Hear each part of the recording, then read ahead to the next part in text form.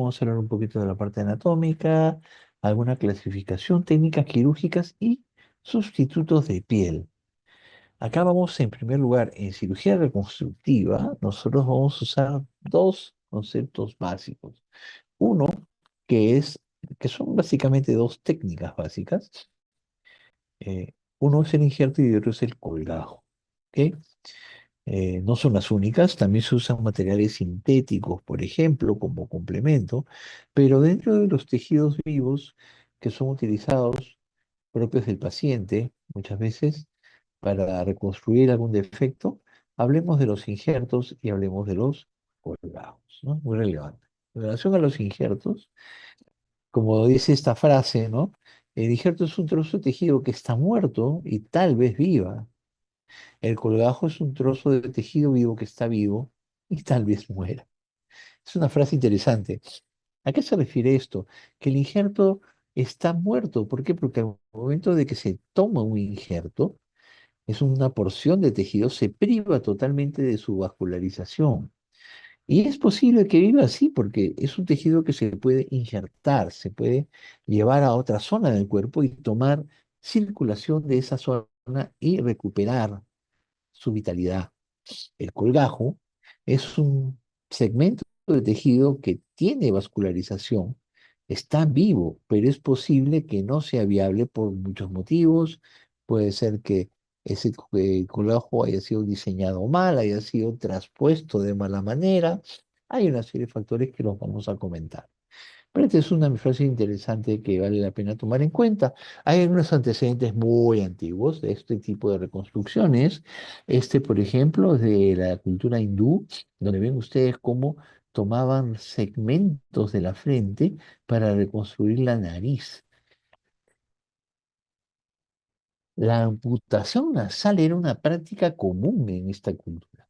De ahí que se hizo de alguna forma necesario recurrir a este tipo de técnicas antiguas, donde tomaban una porción de la frente para llevarla a la nariz y darle una recuperación, al menos parcial, de su anatomía y función. Por otro lado, acá a la derecha tenemos un gráfico antiguo. Este es de un cirujano italiano, Tagliacosi se llamaba. Tagliacosi. Aunque este colgajo que se encuentra, que se toma de la frente a la nariz, se denomina colgajo indiano, por este origen antiguo, si bien es cierto en la época moderna se popularizó la reconstrucción nasal con colgajos a partir del brazo, ¿ven? Se colocaba el brazo en esta posición a través de férulas y se tomaba una porción de tejido de la parte interna del brazo para dar cobertura de efectos nasales, el famoso colgajo de Tagliacosi. Estos son antecedentes importantes en cirugía reconstructiva, aunque hay que hacer notar que el despegue real de la cirugía reconstructiva ocurre con motivo de la Primera Guerra Mundial, dado que antes de esa época no se había visto la magnitud de defectos y problemas estéticos y funcionales que dejó la Primera Guerra Mundial y que llevó a pioneros como Harold Gillis a poder plantear o diseñar una serie de estrategias que permitían la reconstrucción de estos tejidos, ¿no? Muy, muy relevante el tema, eh, a manera de revisión histórica, ¿no? A manera de una revisión histórica de lo que estamos observando, ¿no? Muy bien, vamos un poco a la parte anatómica, vamos a familiarizarnos nosotros con cómo es que se desarrolla la anatomía, ¿no? Vean ustedes, esta es la piel tiene una serie de capas, hay una epidermis, dermis y una subdermis. La epidermis que ustedes ven aquí, ¿no? Que tiene una capa epidérmica con un estrato basal, algunos apéndices anexos como los folículos pilosos, las glándulas sebáceas, ¿no? El músculo erector del pelo. Y luego una parte profunda que tiene que ver con la dermis. Esta dermis también tiene una capa más superficial y una profunda y lo que se llama esta dermis tiene un plexo vascular, ¿eh? Eh, superficial y no profundo, ¿no? En la parte más profunda encontramos la hipodermis o subdermis, si quiere llamarlo así, que es la capa de grasa subcutánea. Y acá también encontramos un elemento importante que es la fascia superficial. En esta fascia superficial se encuentran los tejidos, los vasos mencionados, ¿no? El plexo vascular profundo. Más abajo tenemos aquí en la base, en este esquema, a la fascia muscular, que es la que envuelve los músculos. De esta manera se configura todo el plano superficial de la piel, en epidermis y dermis en tres grosores. Esto sirve de referencia para el uso de los injertos. Y para efecto de los colgajos, la presencia de estos plexos vasculares superficial y profundo. Acá podemos ver nosotros los defectos que ocurren en los tejidos. Los defectos que ocurren en los tejidos se dan de diferente forma. Esta es una piel normal. Acá cuando se afecta solo la epidermis, por lo general son lesiones que se recuperan bastante bien. Pero cuando esta lesión involucra la dermis y sobre todo la profunda, este tejido ya no se repara al igual que un daño superficial con regeneración. Se va a reparar con reparación y esto va a dejar una cicatriz. Muy importante diferenciar de un daño superficial de uno profundo, la manera en que los tejidos en la piel se recuperan. Tanto en forma de regeneración, quiere decir que forman un tejido similar al que existió, o de reparación, donde existirá un tejido que es diferente del que existió, por lo general se le va a llamar cicatriz, ¿no? Dentro del grupo de los injertos, vamos a ver una serie de tipos de injertos, una tipología de injertos. Estos, como ustedes van a ver aquí, ¿no? Podemos ver el autoinjerto. El autoinjerto es un injerto que se produce, se toma a partir de la misma persona. Es eso lo que nosotros podemos llamar un autoinjerto. Estos son los injertos que más se utilizan, son los más usados en el campo reconstructivo, los autoinjertos. ¿Por qué? Porque son los que mejor se asimilan. Esos injertos tienen un alto porcentaje de viabilidad, ¿no? A diferencia de los demás, ¿no? Ese es el autoinjerto, ¿no? Ahora, el isoinjerto es otro tipo, un poquito diferente del autoinjerto, en el cual se toma un injerto. Ojo, los injertos no son solo de piel, hay injertos de grasa, injertos de hueso, injertos de cartílago, injertos de fascia, ¿no? O sea, hay diferentes tejidos pueden ser utilizados con la misma finalidad, ¿no? Entonces tenemos que el isoinjerto es un tipo de trasplante que se realiza entre individuos genéticamente idénticos, como gemelos idénticos. Tiene altas chances de tener, de prender, ¿no? Un isoinjerto. Ese es un isoinjerto. Isoinjerto. Tenemos el autoinjerto y el isoinjerto, ¿ok? Ahora, eh, en la diferencia del isoinjerto, donde hay una cierta similitud genéticamente hablando, el aloinjerto, ¿no? Es un trasplante, en este caso un injerto tomado de un tejido de una persona a otra, pero no son gemelos idénticos. Entonces, eh, acá un aloinjerto es del mismo tipo de especie que el receptor. Tiene menos probabilidades, menos chances de ser aceptado o ser incorporado, ¿no? Entonces vamos viendo el rango, autoinjerto de la misma persona, isoinjerto de gemelos idénticos, aloinjerto de personas no afines, ¿no? Y el senoinjerto, que es un injerto de un animal, ¿no? En este caso el más común es el de la piel del chanchito. El chanchito se utiliza mucho, ¿no? En promedio se usa mucho como una cobertura temporal, no es un injerto que va a servir para que quede permanentemente cubriendo el defecto. No, el seno injerto permite aliviar el dolor, permite aumentar, mejorar, limpiar la herida, pero es una cobertura temporal, temporal. Tiene ventajas, pero no podemos nosotros dejar un seno injerto esperando que éste llegue a incorporarse. Solamente el que tiene la alta probabilidad de poder cubrir un defecto viene a ser el autoinjerto, a tomar en cuenta. Entonces, acá tenemos un resumen en relación a lo que son injertos. El autoinjerto, que es el mismo paciente, el isoinjerto de gemelos univitelinos, el cual tiene una cierta viabilidad en comparación con el autoinjerto, ¿no? El homoinjerto, que son donantes vivos, el aloinjerto, que son donantes muertos. Son personas que donan sus tejidos, pero con los cuales no hay una similitud en su carga genética.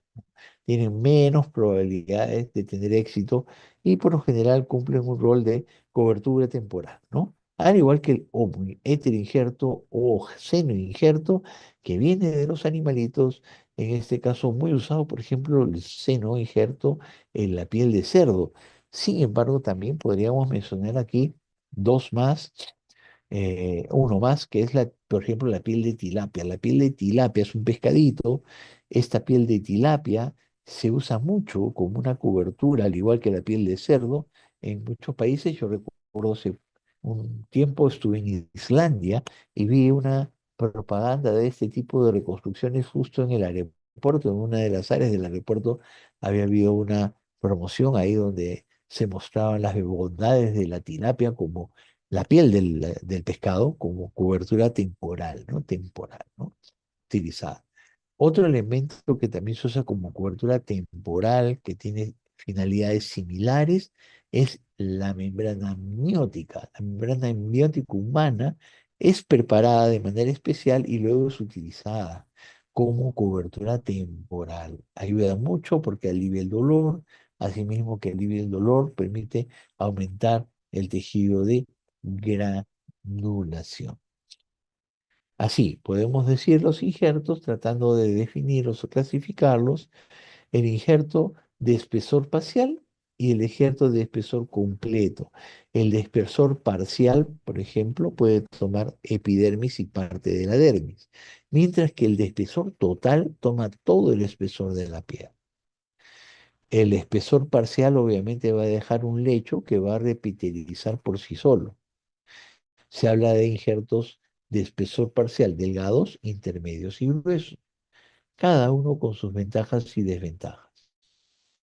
En el injerto de espesor completo, nosotros tomamos toda la piel.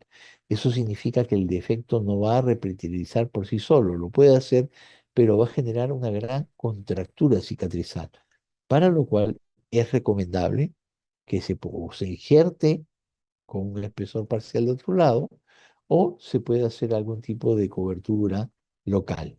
Eso sería algo muy, muy importante de poder tomar en cuenta. Estos son los tipos de injertos, ¿sí? Tengo un segundo. Tipos de injertos, tomar en cuenta. El grosor, como ustedes ven acá, hay micras que son el grosor que puede tomar cada uno de este tipo de injertos, y eso es lo que se debe tomar en cuenta, ¿no? Para usar los dermatomos, ¿no? Me dan un segundo, por favor.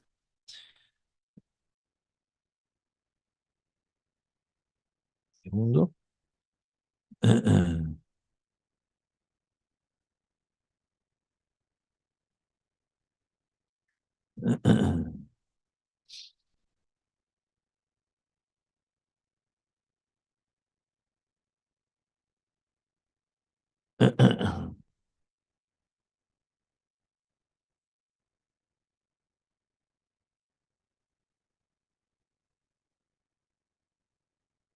Muy bien.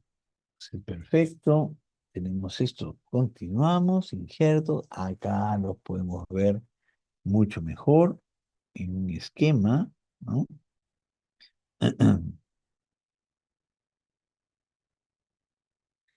Como ven ustedes, tenemos en el número 3 acá hay tres capas: epidermis, dermis, hipodermis, ¿no? Este es el plano profundo. Acá vemos nosotros la epidermis, ¿no? Y parte de la dermis superficial conforman lo que se llaman los injertos de espesor parcial, ¿no? Que son bueno, delgados, como hemos puesto aquí. Luego, cuando se toma una parte de la dermis intermedia, ya nosotros hablamos de un injerto de espesor parcial, intermedio. Y cuando se toma más la dermis profunda, incluso la totalidad de la dermis profunda, ¿no? Y ya estamos hablando de dermis y epidermis, podemos estar hablando de un injerto de espesor total y injertos de espesor parcial. Los de parcial toman parte de la dermis, el de espesor total toma dermis y epidermis. Muy importante esa diferencia, algunas ventajas y desventajas en relación a uno u otro que nosotros debemos tomar en cuenta. Básicamente los injertos de espesor parcial delgados tienden a retraer más, los de espesor total retraen menos, pero obviamente los de espesor total requieren que la zona dadora sea reconstruida de alguna forma. En cambio, las de espesor parcial, los injertos tienden a cicatrizar por manera espontánea por segunda intención, aunque este tipo de cicatrización pueda producir un poco que haya retracciones cicatrizales, ¿no? Acá podemos ver, por ejemplo, este es un injerto de espesor total, hay grosor parcial, grosor total, ¿no? Acá vemos nosotros el grosor 0,15 a 0,50 milímetros, que incluye epidermis y parte de la dermis, es más viable, hay más retracción secundaria, pero estéticamente, como ven ahí, y funcionalmente es pobre. ¿Por qué? Porque estos injertos dejan la apariencia de un parche, como si fuera un parche. Se oscurecen y se acartonan, se secan. Se requiere muchas veces de usar cremas humectantes de manera permanente porque producen mucha picazón por sequedad. Esa cura inicia a los 3 días, grosor total, 0,5 puro 0,70 milímetros. Toda la dermis, epidermis, debe ser pequeño para que se facilite el cierre. Tiene mejor apariencia estética, sí es verdad, a comparación de un injerto de espesor parcial y la cura inicia a los 10 días. Hay injertos también llamados compuestos, que combinan piel con otros tejidos, por ejemplo, puede ser cartílago y se emplean en algunas áreas particulares, por ejemplo, en la nariz, ¿no? Acá tenemos tipo de injerto, grosor parcial delgado, intermedio, grueso y espesor total, y vamos a ver un poco sus ventajas y desventajas. Hasta este punto nosotros estamos viendo lo que corresponde a las técnicas reconstructivas utilizadas en pacientes quemados. La primera técnica reconstructiva utilizada en pacientes quemados, los injertos. Ya hemos visto diferencia entre injerto y colgajo. El injerto carece totalmente de circulación, se priva de ella, pero la adquiere del lugar donde se ha ido a trasplantar. Mientras que el colgajo mantiene en todo momento su circulación, su irrigación, y solamente es movilizado de un lugar a otro, pero manteniendo su circulación permanentemente, ¿no? ¿Qué ventajas tienen los injertos? El trasplante o injerto sobrevive más fácilmente y los sitios donantes cicatrizan por segunda intención. Cuando es un parcial delgado, esa zona va a cicatrizar más rápido y mejor. Cuando son intermedios o gruesos, acá ya hay más dificultad para que cicatrice. Pueden expandirse los injertos si es necesario. Hay unos aparatos para contaminada, hay que hacer una hemostasia controlada. En los de grosor parcial ancho, ¿sí? Mayores cualidades de la piel, se parece más a la piel en comparación con el grosor parcial. Hay una menor resistencia al traumatismo, mayor, perdón, sensibilidad buena, más aceptable estéticamente hablando, aunque no llega a ser igual que un colgajo. Y los injertos de espesor total, la piel es más parecida, resiste el traumatismo y tiene un buen aspecto estético, aunque requieren de una buena irrigación, de un buen lecho bien vascularizado, porque de otra forma no toman la circulación del lecho. Entre las desventajas del injerto delgado, básicamente se retrae mucho. Entonces a veces lo colocamos, por ejemplo, en un cuello tiene una zona de flexión y si no colocamos un collarín, esa contracción va a pegar nuevamente el cuello. El paciente va a regresar en la misma condición que estuvo al inicio. ¿Por qué? Porque la contracción del injerto es mayor, lo jala, ¿no? Hay baja resistencia al traumatismo, si se golpea, tiene algún accidente, se va a desprender, sensibilidad muy pobre y deficiente desde el punto de vista estético. En relación al aspecto, ya en el parcial, se habla de piel de cocodrilo. Por lo general, estos injertos de espesor parcial son injertos que no tienen una buena apariencia estética. Si bien es cierto, tienen más facilidad de prender, o sea, de incorporarse. Por otro lado, el aspecto es acartonado, cambian de color, se notan como unos parches. Entonces, en ese sentido, el injerto de piel parcial no es la mejor opción, por ejemplo, para zonas expuestas como la cara, ¿no? En el intermedio hay un aspecto de piel de cocodrilo, ¿eh? No es una piel normal. En el grosor ancho, más gruesitos, la sobrevida disminuye, es más difícil que prenda, tomarlo en cuenta. El sitio donante cicatriza en forma lenta y en el de grosor total, hay una sobrevida menor, hay una mayor exigencia para que pueda prender. El lecho tiene que ser bien vascularizado. Si ustedes ponen un injerto de piel total que involucra toda la piel, el sitio donante se va a tener que cerrar por medios quirúrgicos o hacer un nuevo colgajo para cerrar la zona dadora, ¿no? Los sitios donantes de este tipo de colgajos son escasos. Ahora, los injertos. Bueno, ¿cómo se nutre un injerto? Porque nosotros movilizamos el injerto de una zona a colocarlo en otra y se puede ver que hay un fenómeno inicial de inhibición de plasma. El plasma llena los espacios y embebe, ¿no? El injerto. Esto favorece el crecimiento de tejido fibroso entre el injerto y la piel receptor. Luego hay una inoculación, o sea, hay un alineamiento de los vasos sanguíneos y finalmente, después de estos dos procesos, se da la neovascularización. Se anastomosan, se unen los vasos del injerto con los vasos del huésped. Un fenómeno muy interesante, tres pasos a través de los cuales un injerto que se ha colocado en una zona tiende a sobrevivir. Hay dos fenómenos de contracción. Cuando uno coloca un injerto en un lecho, al momento que empieza a cicatrizar, ese lecho sufre cambios debido a acción de los tejidos, a la retracción de los mismos. Se habla de una contracción primaria que se debe a la elastina y es una contracción inicial, ¿no? Que a nivel de la epidermis es del 10 al 20% y a nivel de la piel total es del 40%, ¿no? La contracción secundaria, que es más tardía y debida a los miofibroblastos, afectan el 40% de la epidermis y en el espesor total 10 a 20%, ¿no? Entonces, muy, muy interesante estos detalles. Observar lo que corresponde a la contracción primaria.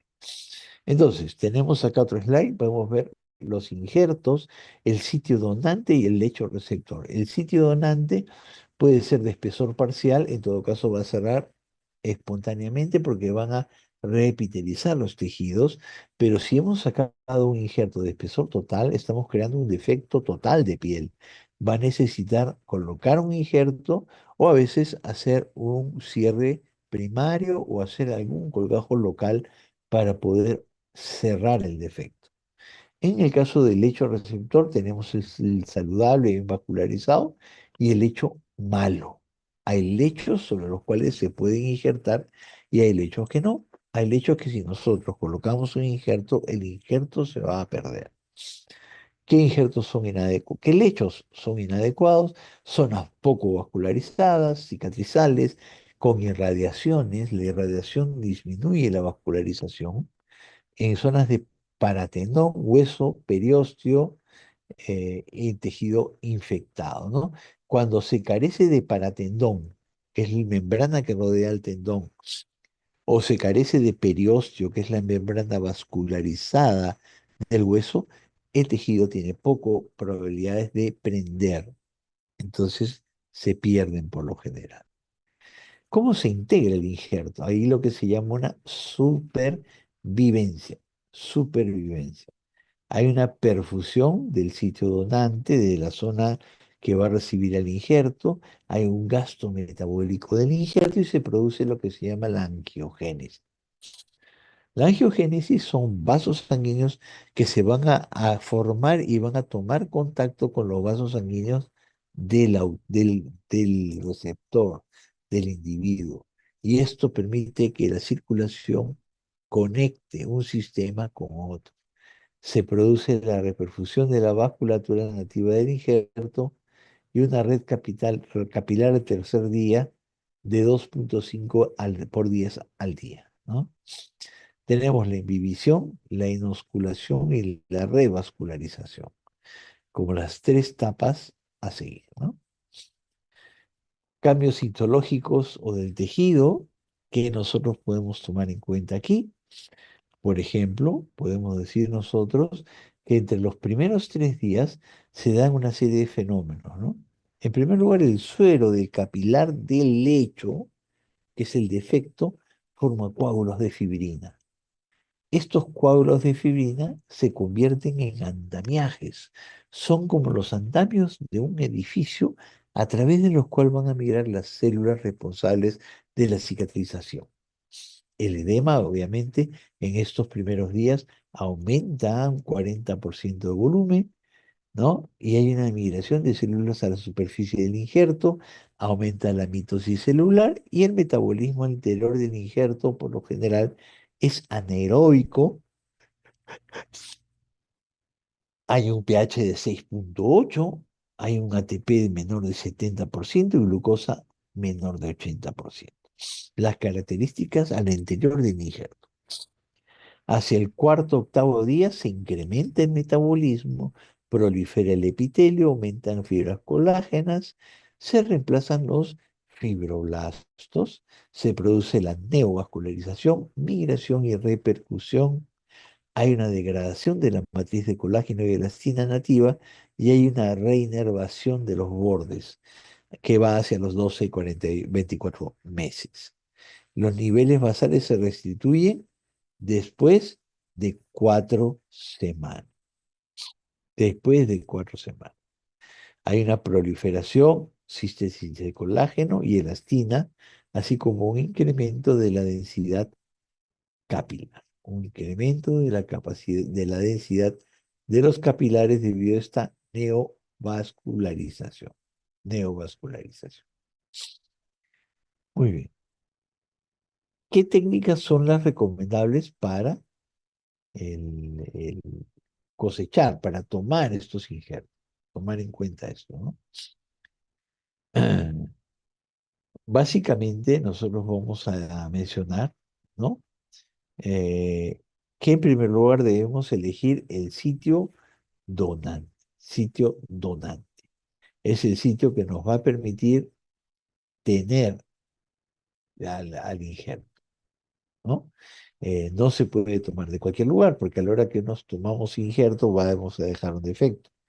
Tenemos que tomar en cuenta en primer lugar que es más prudente recurrir a los injertos de piel parcial, porque son más fáciles de tomar, porque van a cicatrizar espontáneamente el defecto. Y bueno, eso tiene muchas ventajas. Además, permite un poco extender también, se puede hacer unos pequeños agujeros y eso expande, ¿no? Hay incluso máquinas que hacen eso, que se llaman máquinas ya malladoras, se hizo como un mallado del injerto y se expande, ¿no? Eso da el volumen necesario, la cicatriz puede ser visible y el color y textura respecto al sitio puede variar. Cuando el injerto es muy delgado, por lo general estos injertos tienden a ser de otro color, más acartonados, secos, y eso no da un buen aspecto a la persona, ¿no? Sobre todo si son quemaduras de cara. A eso hay que tomar en cuenta, ¿no? El sitio donante deben ser zonas que no son de flexión porque pueden generar retracciones, deben ser zonas que se van a ir repitalizando espontáneamente. Una zona, ya lo comentamos en la clase anterior, muy utilizada, es la del cuero cabelludo. ¿Por qué? Porque no es visible, además tiene muchos folículos pilosos y la repitalización es muy pronta.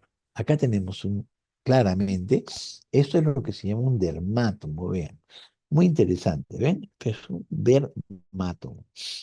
Este dermátomo, como ven, tiene un mango, esto se conecta a un sistema eléctrico, esto se coloca para dar la base a las cuchillas, que están acá, hay una cuchilla, ¿ven?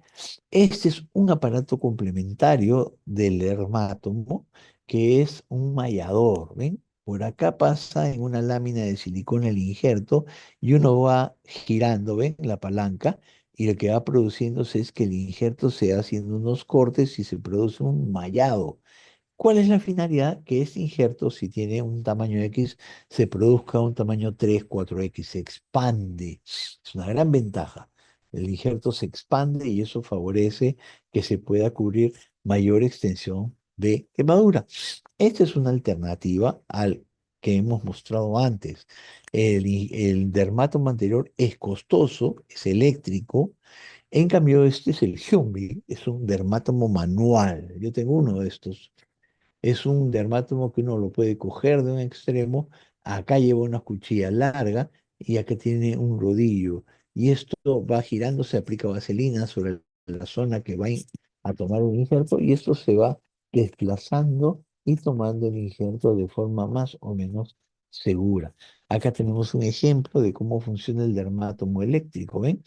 Se aplica sobre la piel se va, con unas pinzas se va traccionando, el dermato va avanzando y va levantando muy precisamente el grosor que uno desea. De manera ideal deben ser injertos de piel parcial, ¿no? Acá tenemos nuevamente, acá se ha colocado en el mallador, ¿ven? Se hace mover la palanca y esto pasa y el mallador produce estos cortes y expande el injerto. De repente nos falta piel, ¿qué hacemos? Vamos a mallar el injerto para que esto se expanda y pueda dar cobertura a la zona deseada, ¿no? Acá pueden ver, acá se ha cogido la pierna del paciente, se ha aplicado una solución de iodo para aseptizar la zona, previniendo infecciones. ¿Ven? Acá se está tomando de la parte de la pierna, la cara lateral. Acá está el dermátomo, se hace presión sobre la piel, se ha colocado una pequeña capa de grasa para que ruede más fácilmente y se toma, acá está. Muy bien, ustedes pueden ver, ¿no? Esta es una piel parcial, ¿no? Una piel parcial y eso se puede tomar. Esto va a permitir que se repitelice fácilmente, ¿no? El injerto de piel parcial de espesor medio, ven, acá se nota claramente. Esta es la parte interna que es brillosa, que es la que va a ir sobre la zona que se va a reconstruir, ¿no? Acá es el mallador, ¿ven? Es una lámina de silicona, acá se coloca el injerto y esta palanquita se va girando y va pasando la lámina y se van haciendo los cortes. Y eso, vean acá, se va produciendo una expansión, se hace un injerto más grande. Podemos cubrir áreas más grandes. ¿Ven? Acá se nota muy bien hecho. A veces cuando no tenemos el mallador, que puede ocurrir, nosotros con mucho cuidado tenemos que ir haciendo estos cortecitos y se va expandiendo un poco el injerto. Acá también lo ven, el mallador, cómo se hace el mallado de los injertos de piel parcial. Acá tenemos un defecto, acá vemos el defecto injertado. Acá está el defecto injertado. Acá hay una mano, ¿no? Y acá tenemos una piel injertada, mallada, ¿no?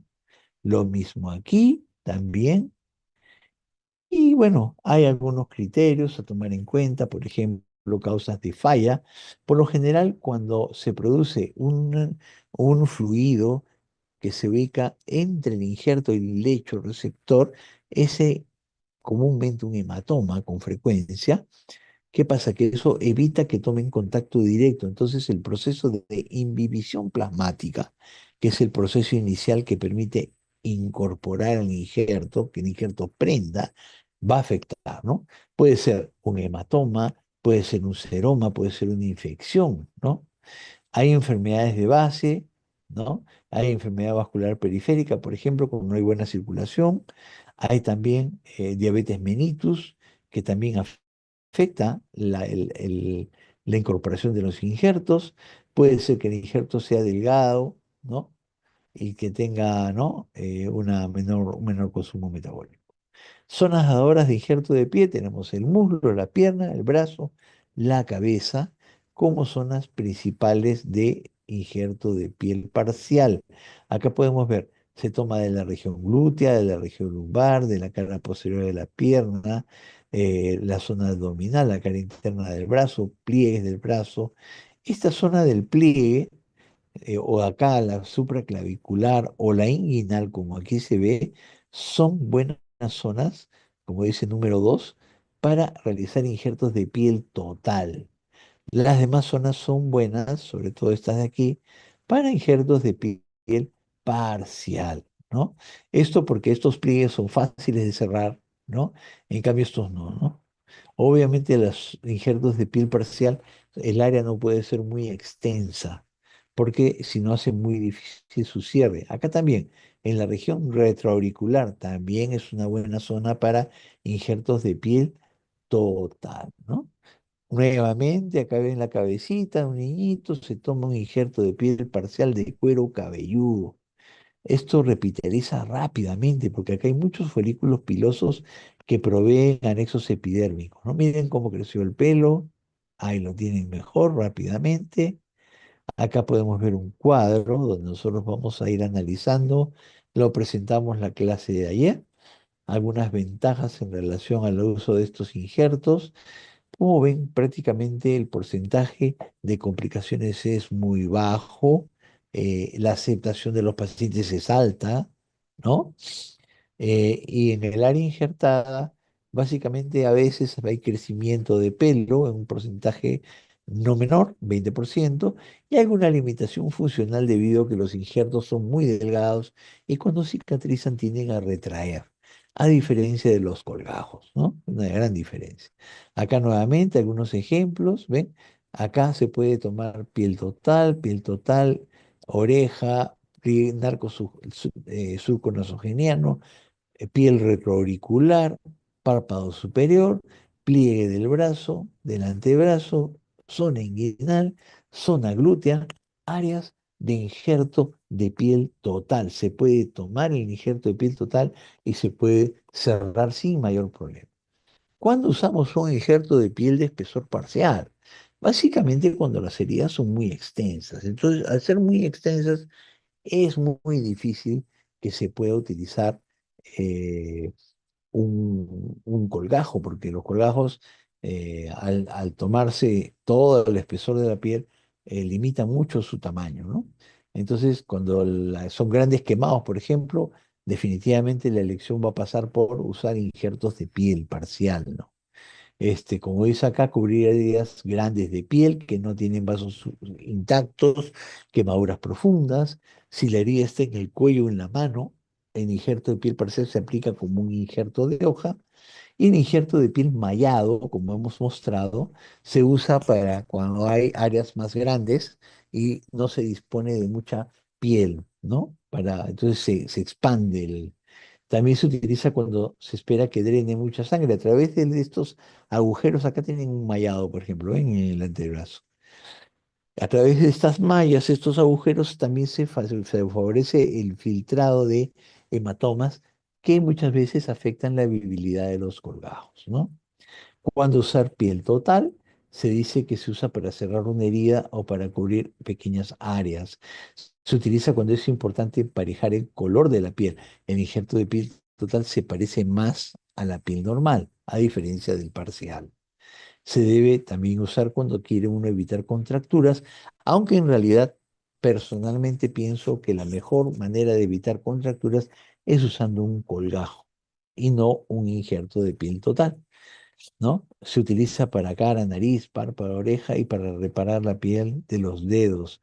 Hay algunas técnicas como estas que son las curas anudadas, ¿no? Para evitar la movilización del injerto y que estos prendan mejor, ¿no? Esas son una especie de férulas, ¿no? Que evitan que los injertos se desplacen. También hay que tomar en cuenta en el posoperatorio, tratar de minimizar la formación de hematomas y hay que debridar tejido necrótico y usar antibióticos en caso de haya tejido desvitalizado. Asimismo, luego, el uso de prendas compresivas, que se llama la presoterapia, o los geles de silicona, van a servir para prevenir cicatrices hipertróficas, asimismo, la mantención de humedad en la zona, ¿no? Manejo de la zona donante, acá podemos hablar, cubrimiento de la epitelización rápida, disminuye el dolor, y asimismo el ambiente húmedo también facilita la repitelización, ¿no? Tipo de dressing, bueno, hay para los injertos, para las zonas dadoras donde se ha tomado el injerto, se puede dejar abierto o se puede dejar totalmente cerrado.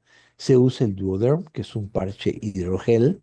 Hay el Tegaderm, que es otro tipo de parche también o algún otro tipo de cobertura biológica que puede ser la piel de cerdo, la membrana amniótica, que ya lo hemos mencionado anteriormente, pueden servir para cubrir las zonas dadoras.